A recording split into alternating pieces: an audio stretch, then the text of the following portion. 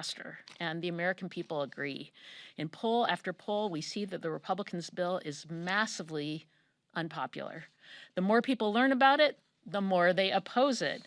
The one lie Republicans keep telling themselves is that voters won't punish them in the midterms because the American people won't feel the pain of the cuts until after the election. Aside from the fact that this is exactly the kind of insincere political gamesmanship the public hates, it's also not true.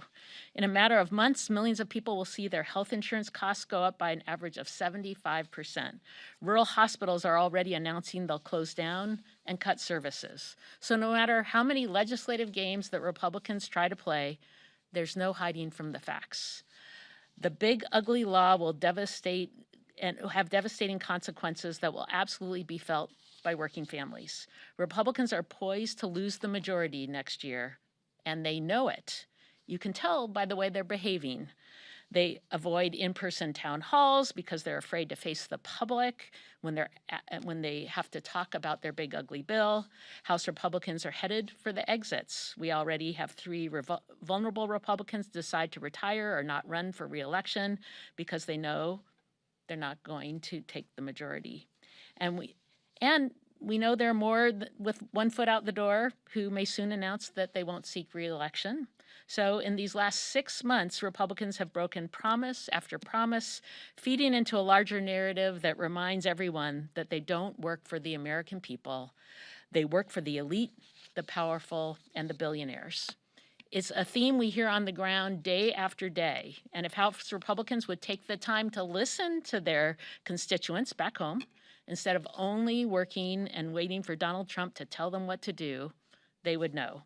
But instead, they blindly follow his orders that are hurting our economy and hitting the American families in their pocketbooks. And that's why they'll lose the majority. House Democrats will hold every single vulnerable Republican accountable for their betrayal against their communities when they supported the big ugly bill. We have the better message, we have stronger candidates, and public sentiment is on our side. And next year, we'll have the gavels. Thank you, and I'll turn it back to Chairman Aguilar. Thank you, Chair Del Bene. Questions? Thank you. House Oversight just approved a subpoena of Ghislaine Maxwell. What are the main questions? What are the leading questions that you have for her? I'm not on the House Oversight Committee. I won't be. Yeah, I won't be in those meetings. But let me tell you our position. Donald Trump and House Republicans want to protect the rich and the powerful. It's the basis of their one big ugly bill, and it continues to be the theme when it comes to Jeffrey Epstein. House Democrats want the truth to come out. We're going to continue to support those efforts. Donald Trump and his son and his closest friends spent years fanning the flame of this theory, and now we're holding them accountable. Do they want to protect the rich and the powerful, or do they want the truth? Those are the questions that the Oversight Committee hopefully will get to the bottom of. Nick? On redistricting, I mean, for Councilman Del Bene, how much harder will it be for Democrats to retake the House if Republicans go ahead with redistricting in Texas? And then, for that matter, do you want blue states to go ahead with mid-cycle redistricting? You know, Republicans are running scared, and it's pretty clear that they know they can't win on their message with voters. They're not listening to them. So they're trying to rig the system, and they're going to try. They've brought this issue up in Texas. They shouldn't do it. They should be careful what they ask for, because they will make Republicans more vulnerable too, and we will compete in every single one of those districts. So Republicans will lose their job if this is the path that they go down. And the American people are against it. They want to make sure that that it's not politicians trying to pick their voters, but voters actually get to pick their representatives. Let me add a California piece. I'll turn it over to the Vice Chair as well for his thoughts. It's our belief that we can't fight with one hand behind our backs. House Republicans passed this one big ugly bill to kick 17 million people off of health insurance 2 weeks ago. And the first thing that they do after the celebratory high fives at the White House is push forward redistricting efforts to hold on to power. It doesn't sound like a group that's very confident in the policy that they passed, so they want to rig the system. But there should be a response. We can't let Texas go unanswered, and it's our belief that we should do whatever we can to protect democracy. We shouldn't stand on the sidelines while Republicans unwind districts in order to consolidate power to give Donald Trump even more ability to threaten our democracy and set aside the rule of law. Thank you. In 2018, Democrats flipped the House by 40 seats.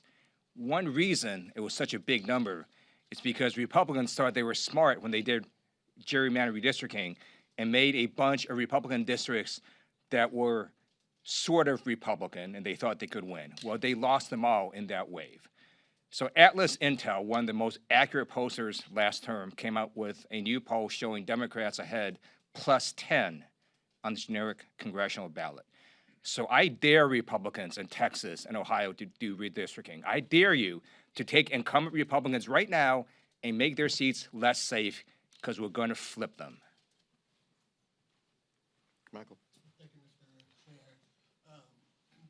It seems as though the trust deficit between Republicans and Democrats have widened even more since the March CR debate, now that they've passed the reconciliation bill and decisions, you know, as a member of leadership and as an appropriator. I'm just curious, your thoughts heading into recess. How are you feeling about the appropriations process when you all come back? There won't be a lot of time to try to keep the government open. How are you feeling about just where the appropriations process stands? The Senate hasn't passed any bills. The House has only taken up 2 bills. They were party line votes. Just kind of take a step back and give me a state of play as we head into recess. It's a pretty broken problem. It's a pretty broken system right now, the appropriations process. I'm not going to lie. This is a place where, and I think Kevin McCarthy, you know, kind of started to break this process when he put Freedom Caucus members on the committee.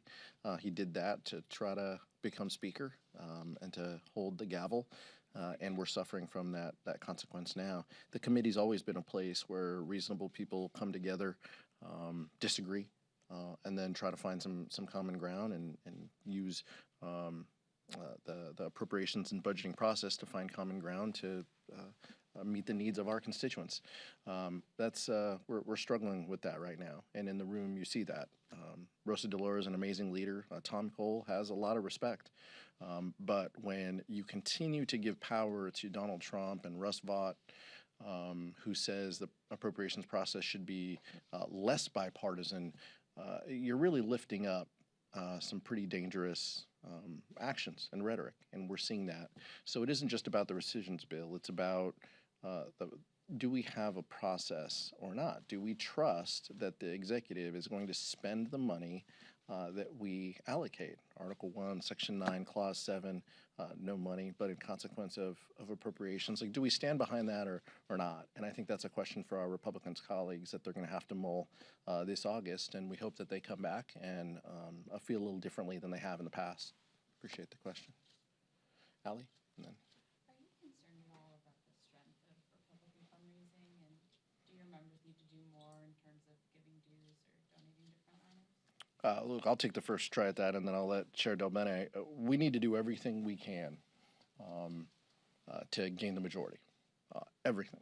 Every single member, every way, every possible opportunity we can to help the team. That's what this needs to be about. And I would even argue some of this redistricting, discussion needs to be in that frame too. I understand that people serve different communities and different constituencies. If we have an opportunity to push back against some dangerous behavior that Texas is doing, we should do it with the single focus of making Hakeem Jeffrey speaker and protecting democracy and restoring some sanity back to this place.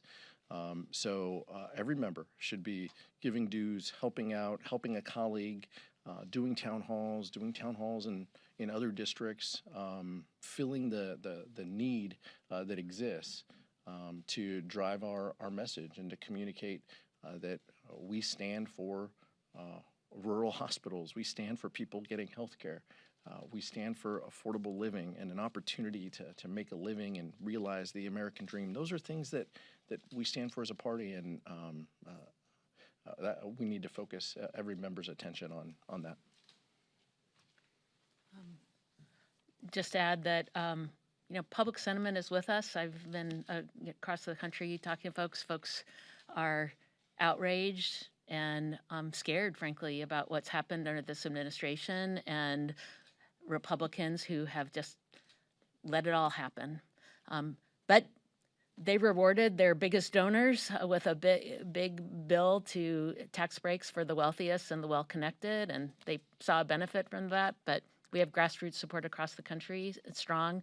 And when we have great candidates who are talking about the issues that matter on the ground, issues like lowering costs, making sure that people have health care, these are the issues that matter to folks in our districts, and that's absolutely, people are with us, and that's absolutely why we'll take back the majority. The Republicans are saying that your calls to bring out all the Epstein files are essentially disingenuous because it's very energetic to have all the Epstein files released now, but in the last 4 years of during the Biden administration, those calls weren't there. Can you respond to that? I think that's false. Vice Chair Lieu has been talking about this for a lot of years, so I'll let him speak. But this comes down to, what are Republicans afraid of? What's in these documents that they're afraid of, and why won't they call for the release of them? Jeffrey Epstein was prosecuted under the Department of Justice under Donald Trump. Then he leaves the White House, and his closest friends spend 4 years amplifying theories about the case. Put up or shut up. Follow through or don't follow through. But the American people want the truth to come out, and Democrats are the ones leading the charge for that.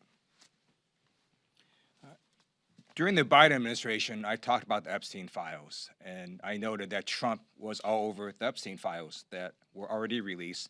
There's multiple pictures of Trump and Jeffrey Epstein. There's multiple videos.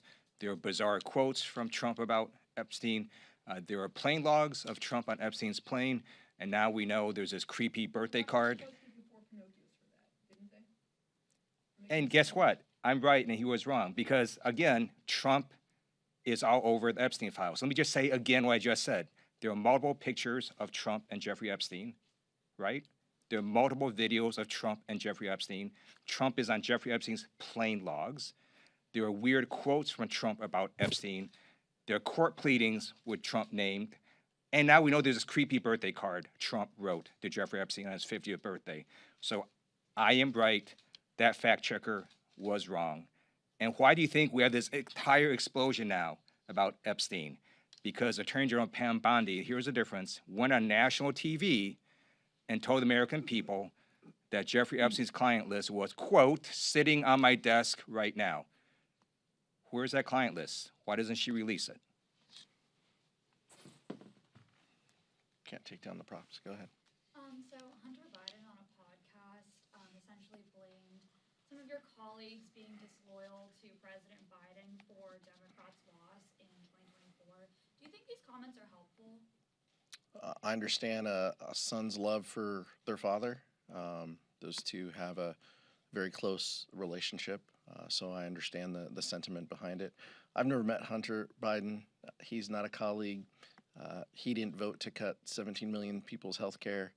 That's what we're focused on, so I'm not really going to get into back and forth on Hunter Biden. We're focused on the issues of the day. I understand the sentiment around what he's saying, but people are going to get kicked off of health care because of actions that House Republicans have taken here. That's the most important thing. I've said before in the past that 100 days isn't enough to run a presidential campaign. I've been clear on that. Things could have been different, but we're moving forward, and we're trying to protect health care here. Go ahead. Just looking ahead to next year, are you at all concerned about your ability to focus voters' attention on the forthcoming Medicaid cuts, given that the tax provisions of Trump's bill are going to take effect that tax season? This is a deeply unpopular bill. We know that already. We need to continue to hammer that message. And as the American people see more information about the bill, it becomes less popular. So I understand what you're talking about, some of the provisions going after Medicaid don't take into effect until late next year and early 2017. But guess what? Health insurance premiums are going up. Companies are making decisions because they know there's going to be less revenue as a result of $1 trillion cuts to Medicaid, the largest Medicaid cut in history of this country. So healthcare premiums will rise. That will happen early. Insurers will make these decisions as well. And hospitals are going to have to face difficult decisions on what their future looks like. Rural hospitals and clinics between now and next November are going to have to make some tough decisions. And they should be clear and honest with their constituents and the public as to why they're in this position. It's because House Republicans cut $1 trillion out of Medicaid. And so the task has always been, hard. The task has always been about what represents what's best for the American people. But this is something we know is deeply unpopular. People love and respect Medicaid and Medicare, and these are programs that face cuts under Donald Trump and House Republicans. Last question.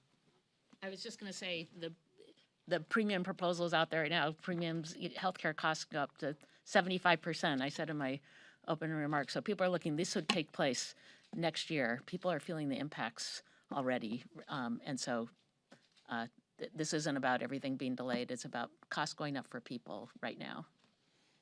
Last question. Back. Go ahead. Yep. Thank you. May I ask, what lessons have Democrats learned from the spring spending fight? And do you think that your party and Senate Leader Chuck Schumer need to do anything differently heading into this next year? Well, one of the lessons we learned wasn't just in the spring, but this kind of started in December, right? When we had a bipartisan CR that the speaker put out and then backed away from because he got scared by Elon Musk. That really, kind of startled all of us. When you, in our world, when you release a CR, when you post it and put it up in public, it's a deal and you support it.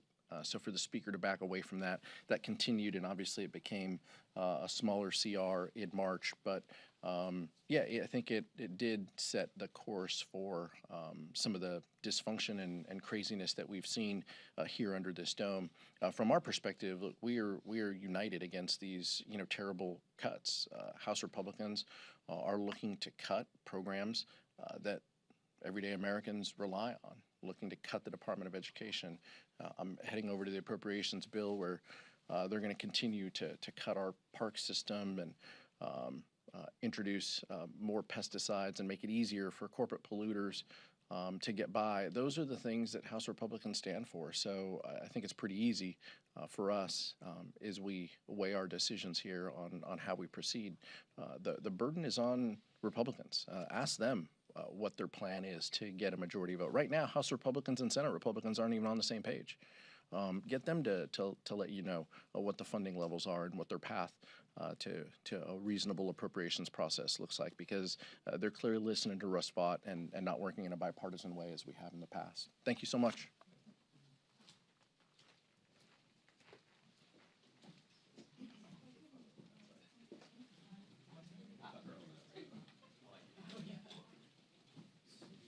Marvelous, lovely, lovely as always.